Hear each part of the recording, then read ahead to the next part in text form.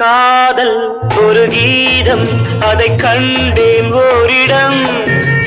போனாள் அவள் போனாள் நான் பார்த்தேன் நூறிடம் காதல் ஒரு கீதம் அதை கண்டேன் ஓரிடம்